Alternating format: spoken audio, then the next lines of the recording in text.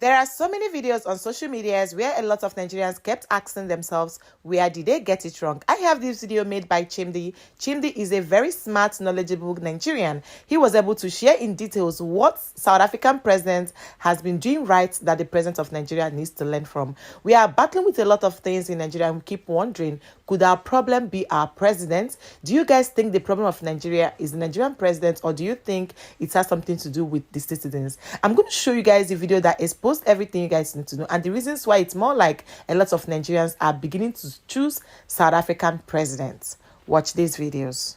No matter what I do, they will still abuse me. Yeah. I'm the president. I will go and do it. I will preempt you. So you are a failure. You just spoke. Me, I'm a performer.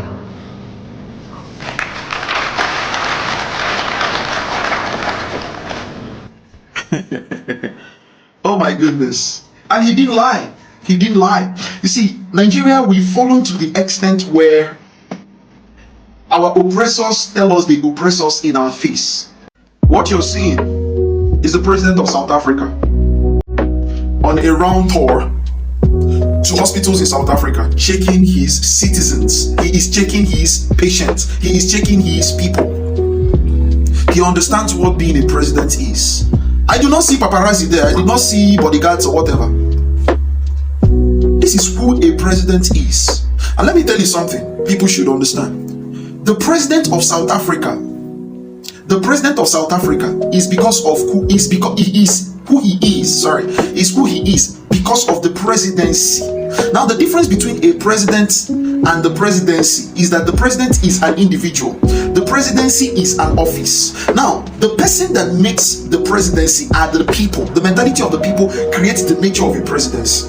Then the presidency creates the president, which means that when you look at it indirectly, the people create the president based on their mentality. So when you see whether it's Ramaphosa or whether it's Nelson, whether anybody, the fact is that every president in that presidency must be accountable, must be responsible, must be humble. Why? Because South Africans had built a system that only people that are responsible, people that are accountable, can be eligible for the presidency. And if you're not, they would give you so much trouble that you find it really uncomfortable. But then when you look at Nigerians right now, at the expanse of our presidency, you will see that those who have become our presidents have always leaned towards a negative quality. They've always leaned towards a negative quality, right? They are very haughty. They are proud. They are not the people's. They are not the people's man. They don't care about the people. They are very corrupt. They are always looting. You know, everywhere in the authority, not just the presidency. To prove this, it's not just with the presidency, even with the government. When it comes down to the states, to local governments, down to offices and institutions, they're always corrupt. Why? Because the mentality of Nigerians have built a system that makes only those who are corrupt to be eligible for such office. Nigerians create a system that allows the corrupt and people with criminal mentality to be eligible for such offices and positions. It tells you how Nigerians truly. This is day 22 of me moving from New York to Lagos, Nigeria, and I got scammed. Okay, so what had happened was that after getting recommended Declutter Lagos and having such a good experience with them, I was like, okay, maybe this is how things are done in Nigeria. You know, you go and people have storefronts, people have businesses all using Instagram, and maybe that's just the way things are happening. And that is the case, but there also is a lot of fraud happening as well. So I was recommended another Instagram account. So as you can see, I am blocked on their account, but you will find out very shortly soon why.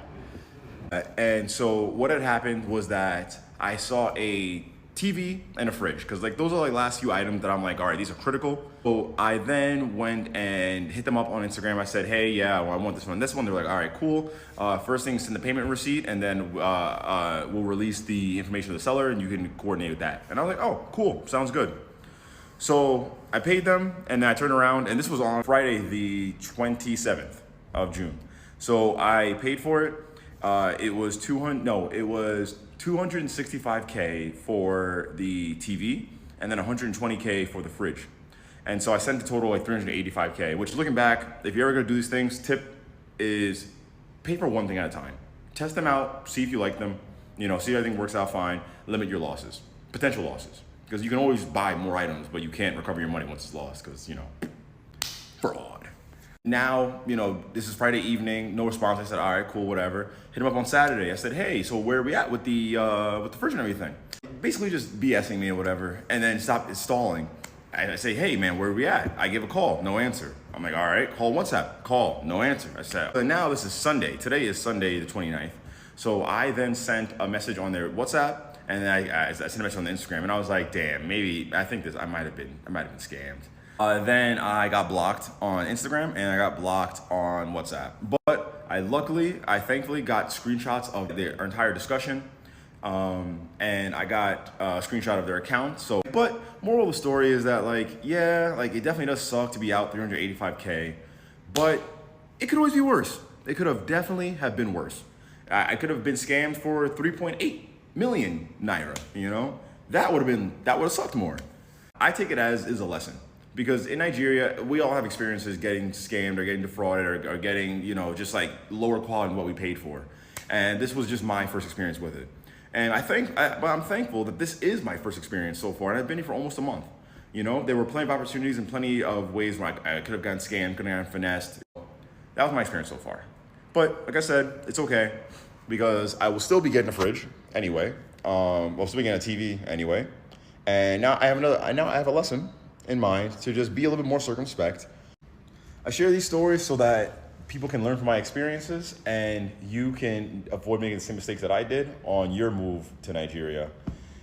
So like I always said, I'm gonna give you guys my raw, unfiltered life, the wins and the losses, and whether the ups or the downs, we're still gonna ball. The thing there is that if you must live in Nigeria, if you want to survive in Nigeria, you have to open your eyes, right? You just have to be smart, because I have a lot of problem with the video this man shared. Being the fact that I live in Nigeria, I can tell you guys for free that he was wrong. The prices of those items, these are not the current prices. We know that inflation has eaten deep into Nigeria. So why would you randomly get a fridge for 120K? That's way too small for that fridge. So what these Instagram vendors does is that they'll randomly put up smaller prices so that you would think that maybe they're getting from the direct dealers. Then you go ahead to follow them, not knowing that there are scammers. I don't know what is really happening in Nigeria. You guys could see the way the person bluntly, and the person will still be on the verge of scamming another person, right? On the verge of scam. This guy said he just got back 22 days after he got back from America, right? And this is how they welcomed him, by scamming him. So now, I intentionally shared those videos so you guys will tell me, do you now think that our problem is the Nigerian president? Because most times we sit and wonder, is it a crime to be Nigerian? How have we gotten it wrong? What is our crime? And the video made by Chimdi, you could see how compassionate the president of South Africa is. But our own president will tell us that he has right to prank us. He has right to poke us anyhow he wants it.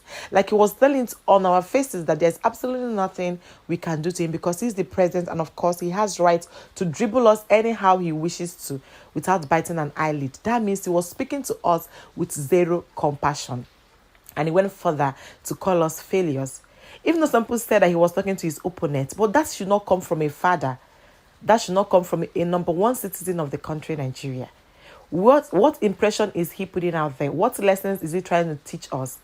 That he has right to poke us, he has right to tell us anything. He has right to continue to, increase fuel scarcity, high cost of living, no hospital, no medical bills.